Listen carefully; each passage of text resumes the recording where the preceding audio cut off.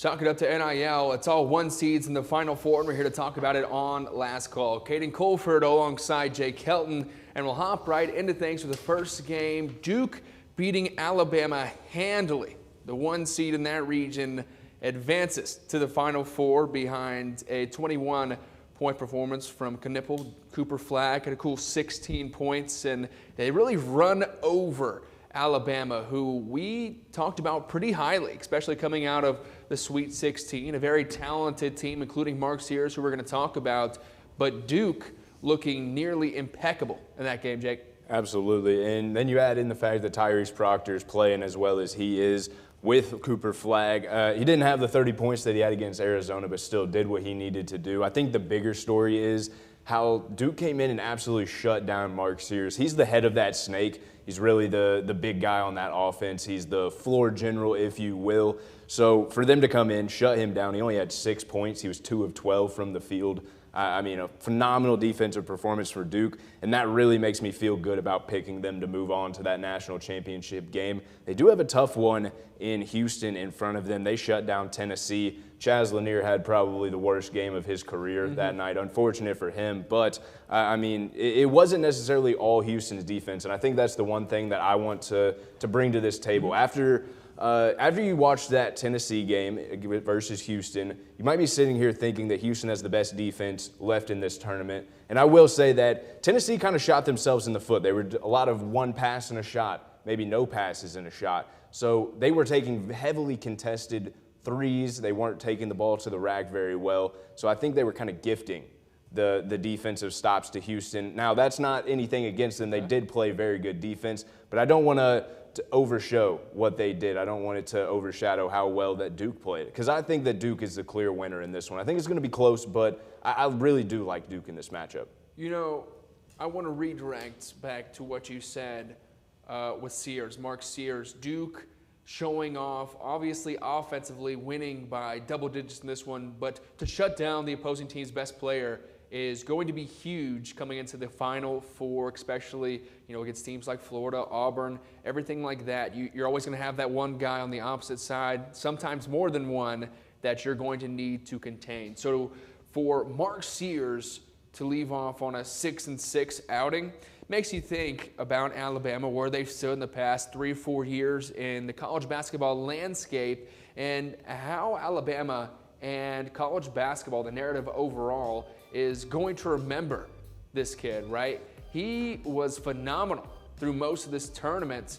Duke obviously shuts him down to an extent, but you're looking at this game against BYU where he absolutely went ballistic. He was 20-plus in 20 games this season, 34-8 against BYU, as you see there. So there's no shortage of talent in this guy, and it stinks to see him end off his career in this way. But when you think about what he did for Alabama, as in reinstating them as really a great basketball program, means a lot. You're thinking Sweet 16 and 23, his first year at Alabama, Final Four last year, and then an Elite 8 appearance this year as well. There's a lot to say about his legacy there. Well, I can only add to that, he was the first Alabama player to be named first team All-American, I believe. And then he was also the second all-time leading scorer right behind Reggie King. He scored just under 2,000 points in his career. But I think the one thing that a lot of people are going to remember this guy for is his individual game performances. You look at that game against BYU, 34 points, 11 made three-pointers. And then you look back to some of the other performances in previous tournaments, or even earlier in the season when he hit the game-winning shot against number 1 Auburn. So you look back at him, it might not necessarily be the stats that people will remember. It's more the player, the things that he did in the big moments, because he really came up big for this Alabama team. Like you said, reached the Final Four, Elite 8, didn't get to hoist that trophy, but a lot of hardware going back in the way of Alabama because of that guy.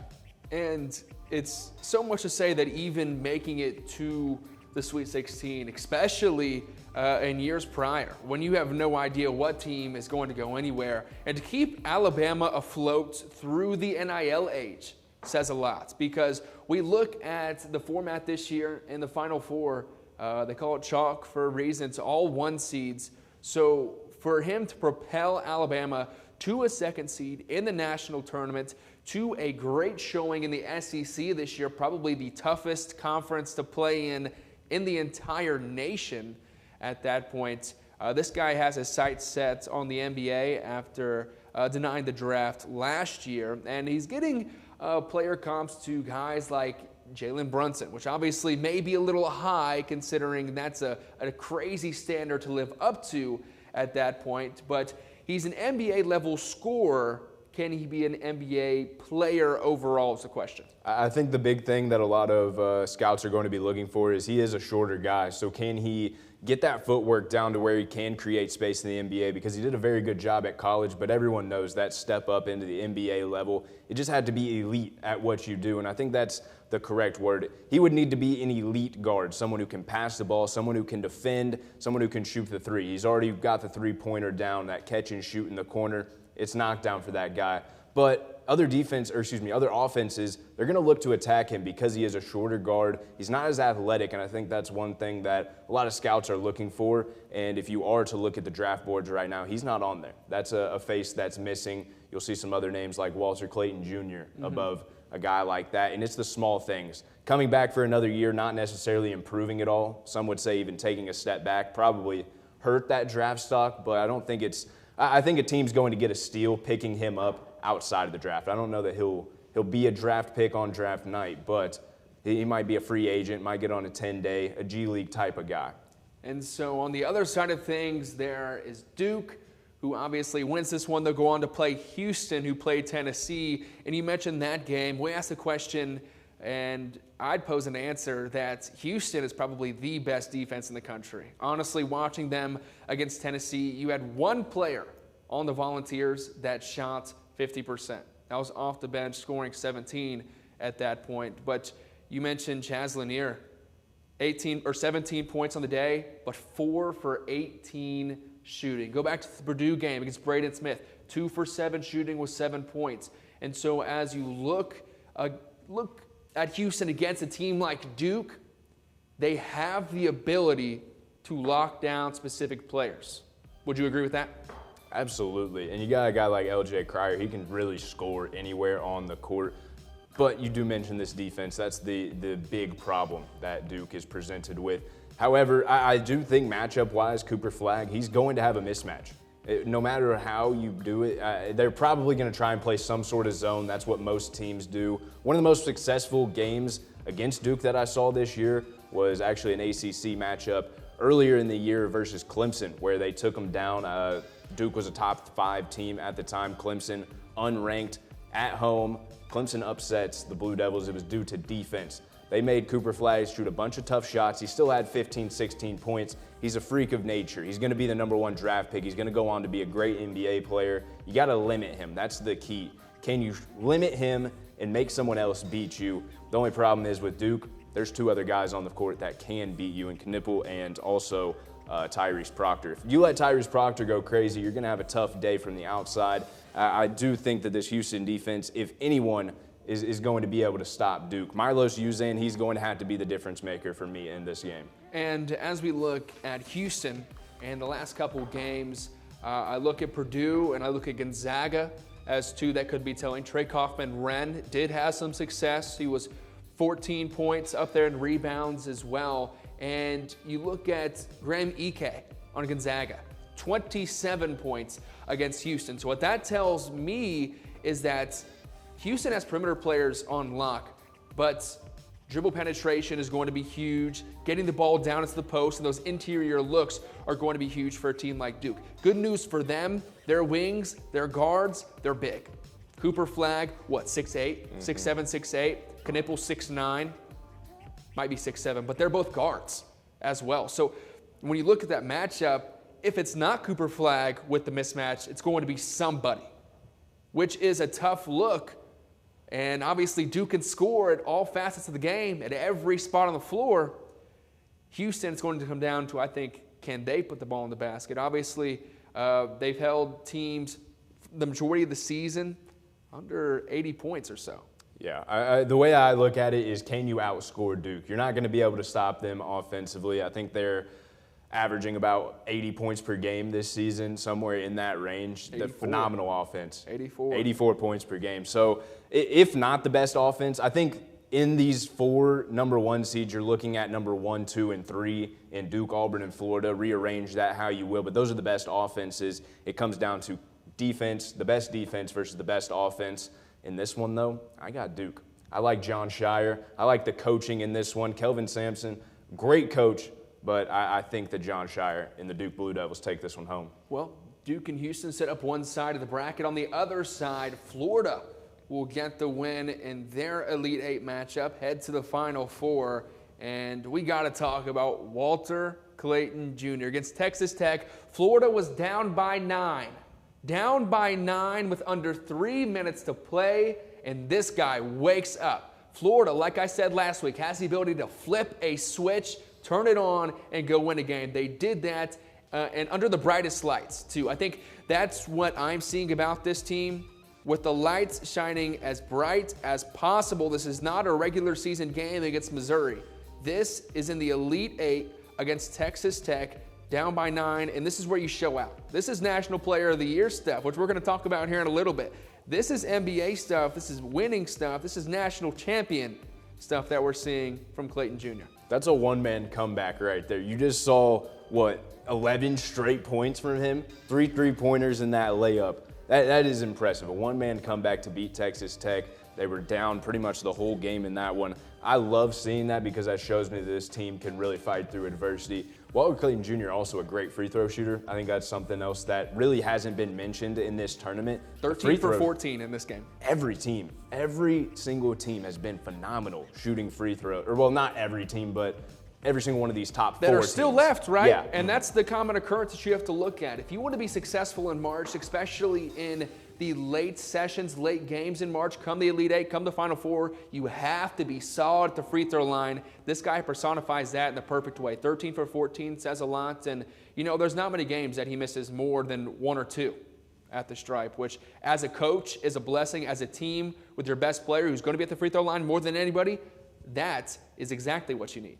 Well, he also led this same Florida Gators team against Auburn earlier in the year, back in February, where the Gators would go on to take down the number 1 team in the nation in Auburn, 90-81. So obviously we've already got to see this matchup, one of the best games all year. I'll stand on that. It's between that and then the SEC championship and Florida and Tennessee. Those were my 2 favorite games this season. But you had Clayton Jr., 19.6 rebounds, 9 assists. And JOHNI BROOME, a double-double, 18 points, 11 rebounds. That's the guy I'm getting ready to talk about. JOHNI BROOME, absolute baller. My player comparison, Julius Randle. Julius Randle. Tell me it's not a perfect fit. He can score with his back to the basket. He can step out. He can shoot the 3. He can take you to the basket. One dribble, he's laying it in. We'll get a good look at it right here. Back to the basket. He's turning, fade away, buckets. Right there, perfect play style, and I think that translates into the NBA very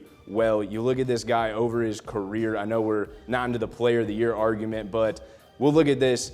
He's had 80 career double-doubles, 45 with Auburn, which is the most by an SEC player in the last 25 years. He scored 69 points this tournament, 53 rebounds. That's about 17 and 13 per game, and he is the leading scorer on the number 1 team in the nation. It is a tough case for Player of the Year. You know what? There is a spot in college basketball that's really not there in the NBA where physicality, if you can put your back to the basket, put a shoulder into somebody in the post, you can succeed in college basketball. And Broome has really done that in his stint at Auburn. This guy has been great, and watching him throughout the tournament, as a fan of some physical basketball, as a fan of post work, footwork, and a good touch at the rim, this guy has it all. This guy has it all. So, there might be some questions come the draft. Can it translate to the pro level? But as of right now, that doesn't matter. You're going into the Final Four and hopefully a national championship game. And I think this guy's a guaranteed mismatch. I don't think there is anybody left in college basketball that can stand one-on-one with this guy in the post. And he's almost a guaranteed double-double at that as well. Absolutely. And, we weren't talking, but during the post-game presser the other night, him and his coach made the joke that Broome had a triple-double, and he had, 26, 16, and he was making the joke that he missed 10 shots. So that was the other column of which he had 10 plus. And I think it's crazy to joke with a guy like that and still critique a game where he realistically won it for your squad. And I think that shows you how good BROOME is. And, well, Florida is definitely going to have their hands full, no doubt. Well, that brings up the question. I know you're a big Walter Clayton guy. Yep. I'm pretty big on JOHNI BROOME. There's also Cooper Flagg in the conversation. Who's the best player left in this tournament? If we were to turn back to some of the rankings that other analysts have it, right now, the Player of the Year conversation has come down to JOHNI BROOME and Cooper Flagg. No Walter Clayton Jr. in that conversation. Are you surprised by that? You know, I was looking at the candidates today, and Clayton Jr. and Braden Smith are both on there, but for one, Braden Smith had a fall off towards the end of the season. Purdue overall had a fall off towards the end of the season. Walter Clayton Jr., he's kind of on that effect with a team that has so many options to go to, so much talent, that it's hard to contribute all of that success just to him. But when we ask the question of who's the best player left in the tournament, it's no doubt Walter Clayton Jr. I don't think there's any question at all. This guy is a one-man team in the final 5 minutes of a basketball game. You give me one guy for my life in the March Madness tournament, I'm taking Walter Clayton Jr., his sidestep to the left, and it's cash. Except for every your time. life. For my life. Over Steph Curry at Davidson, over Trae Young at Oklahoma. We're talking about in the tournament right over now. Over Kemba Walker over at UConn. I'll take him over Kemba. Okay, all right. Anyway, my thing about Walter Clayton Jr. is he plays like a Kentucky guard. I was talking with Freddie. We'll see him in just a second. But we were talking. He plays like an old Coach Cal Kentucky guard. Malik Monk, Devin Booker, that type of play style. He can shoot the three, but he can also take you to the rack. He's got that athleticism. He can score pretty much all the way around the rim. He doesn't necessarily have the Kyrie finishes at the rim, but that's something that could definitely come and develop as he heads to the NBA level. I think they're looking at a mid-second round pick for him. And you talk about an athletic guard. Don't forget, this guy had 2 blocks as a guard in this most recent Elite 8 game. So he is also not just an offensive threat. He does everything for this squad. I mean, I'd assume I know who you'd pick, not just for Player of the Year, but best player left in this tournament. Yeah, going to have to be JOHNI BROOME. I mean, I feel like he has just been the best, most consistent player. 25 points against Michigan State. He did get hurt. I think that's one thing I forgot to mention in that last part about Auburn. He left in the second half with an elbow injury. And he did come back. He hit a three-pointer after coming back, but didn't really do much. So that'll be something to keep an eye on. Obviously going to be a little bit sore heading in because you only get, a week to recover from that. And then you got to play Final Four. 2 days later, you're in the national championship. But, I feel like there's really no argument. JOHNI BROOME, lockdown, best player in the tournament for me. You know, I would give him the Naismith Player of the Year before I gave him best player of the tournament. And when we look at him statistically, 19, 11, and 3 with a 51% from the field, that's insane. That's amazing. So I'll give him my vote. I'll throw my media vote for Player of the Year in college basketball. But Player of the Tournament, yet to be said, yet to be known. We'll see how these last 2 games go. And that wraps it up for college basketball right now on Last Call. We'll get back into the national championship next time up in the Final Four. We'll see all these 1 seeds go at it, see how our guys do against each other, see who comes out of that matchup. But next up, we're going to bring on Freddie Hawthorne and talk some Pacers basketball. Up next on Last Call. Good morning, Greyhounds, and welcome back to your Wednesday show. We have some very exciting things to talk about with our very special guest. So what do you find unique about UND, and what kind of pulled you here? What are you doing? Watching Good Morning Greyhounds every Wednesday morning at 8 a.m.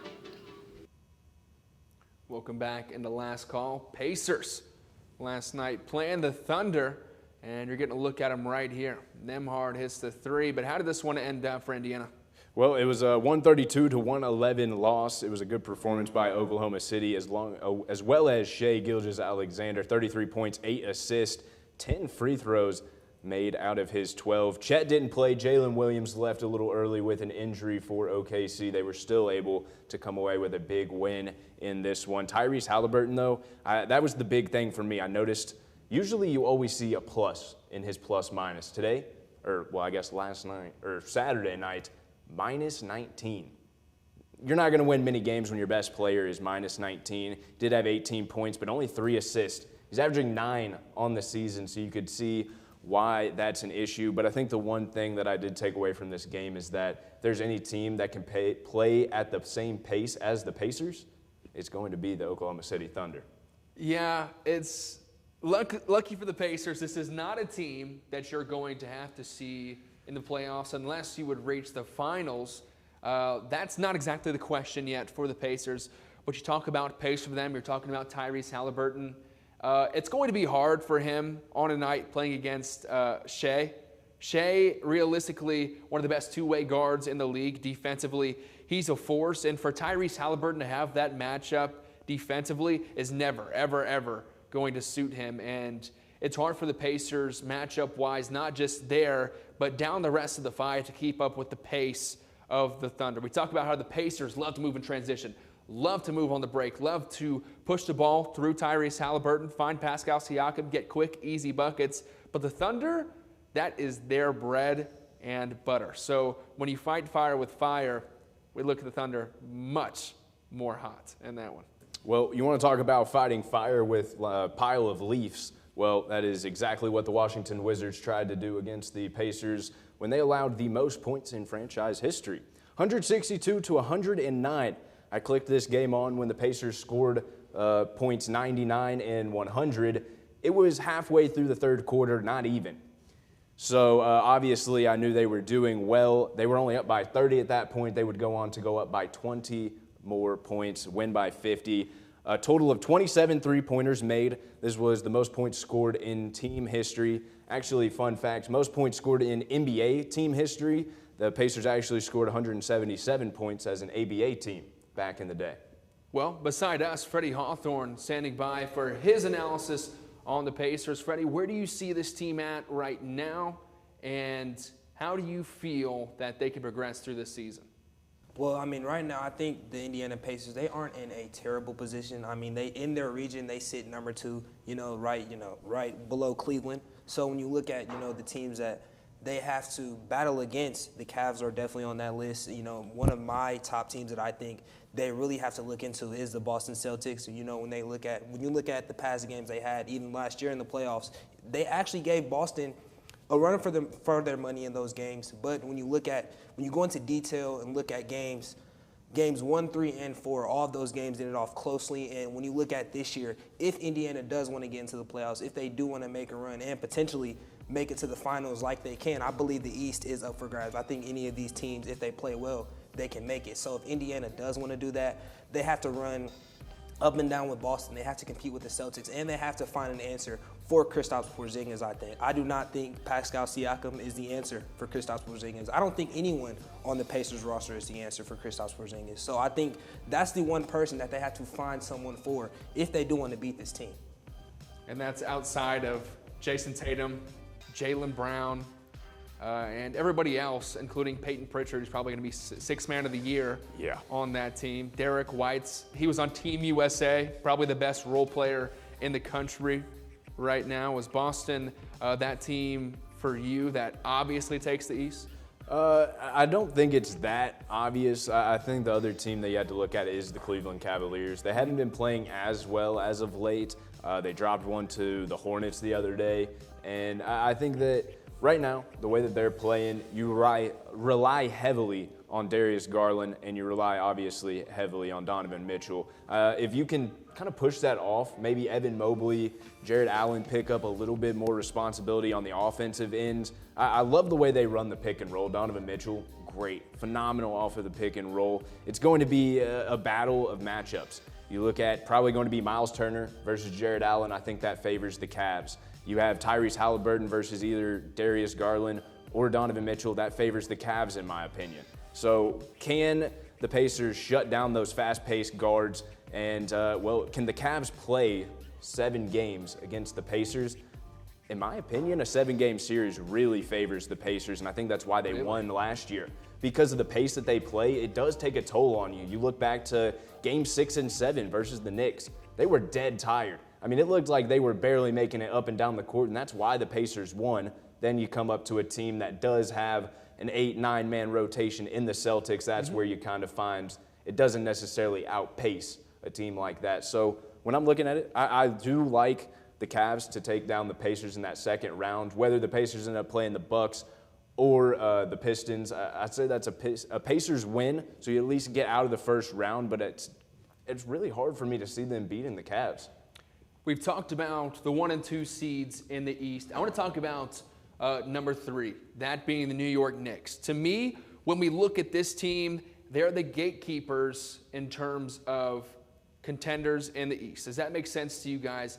I feel like the Knicks are the line. If you're better than the Knicks, you have a chance at taking the East. If you're below the Knicks, then you can count it out of the equation. And it fits right there at that 3 spot, right? The math works out. The Knicks at 47 and 27 on the year. Pacers at 43 and 21. You mentioned last year's series with the Knickerbockers, and sorry, that name gets me every time.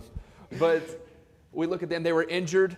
You know, they're falling flat. They lost Dante DiVincenzo there for a minute. Jalen Brunson was hobbling on his legs, and the Pacers could outrun them. I like the way that you focus on the pace of the Pacers, because when we look at teams like Cleveland who rely so heavily on their guards, that's a tough matchup when you have to follow Tyrese Halliburton all over the place. And then Andrew Nembhard steps into the mix, TJ McConnell into the mix. They're running guards absolutely everywhere. So I do see the Pacers outpacing the Knicks here. But Freddie, do you have any input on who the Pacers need to beat? Obviously those top 3, but what do you feel about this first stint with the Pistons coming up? That's going to be their first round, correct? It's going to be Detroit. What's your insight on that? Well, as we all know, Detroit has taken a huge jump from the team they were last year. They have been playing amazing basketball, and I think this will be a challenge for Indiana. I think that they will have to find their rhythm against this team the first 2 games, but I don't see the Pacers losing to the Detroit Pistons. I think they do make it past that round, but this will be a challenge for them. I think the Pistons are a very good team, and they're a way better team than last year. I mean, Cade Cunningham is playing amazing ball, and he's really bringing those guys together and allowing them to play well around him. My question for you is, can the Pistons play a 1-8 game against the Pacers? And what I mean by that is, yeah, they might win that Cade Cunningham matchup. Jaden Ivey, he might win his matchup. But are they going to be able to guard Miles Turner, Pascal Siakam, Benedict Mathurin, and Tyrese Halliburton all at the same time on the court? Because that's where I find the Pistons struggling, is 5-on-5 defense. Well, when you talk about 5-on-5 defense, I'm right along with you. I don't think the Pistons have an answer for all of those guys, and especially one thing I do want to talk about when you guys brought about Tyrese Halliburton's plus-minus. When Tyrese Halliburton gets his teammates involved, they are a way better team. If Tyrese Halliburton can get back to that 8, 9, 10 assists, with his 19 or 20 points, I think the Pacers are a totally better team when Tyrese Halliburton is facilitating the ball. So when you look at Detroit, I don't think the Pistons have an answer for Hallie when he's passing the ball and scoring, or even Benedict Mathurin and Pascal Siakam. So I think this is a 5 or 6 game series in Indiana. I will say, though, they can be a little scary. I feel like this Pistons team has found an identity very similar to that 89-90, that 88-89 team. They went back-to-back those 2 years. The Bad Boys, Isaiah Thomas, Dennis Rodman, Joe Dumars. That's one of my favorite teams of all time. I feel like Detroit's really starting to find their place in the league, and that is not a matchup that the Pacers can overlook, 100%, not at all. Well, the big question is this team a contender for the Eastern Conference Finals? I'm going to have to go with no. I really don't think at this point in the year. They have played well, but took a step back on Saturday. They were playing so good. Tyrese Halliburton was plus 18, plus 19 every single game through that 7, 8, 9 game stretch. And so when I look at that, I think that the Pacers do have a chance. But then here comes the good old-fashioned Pacers. Miles Turner only takes 4 shots. What are we doing? What are we doing? We're going back to the team that we were covering at the beginning of the year, where it was back and forth. Miles Turner, that blah, blah, blah.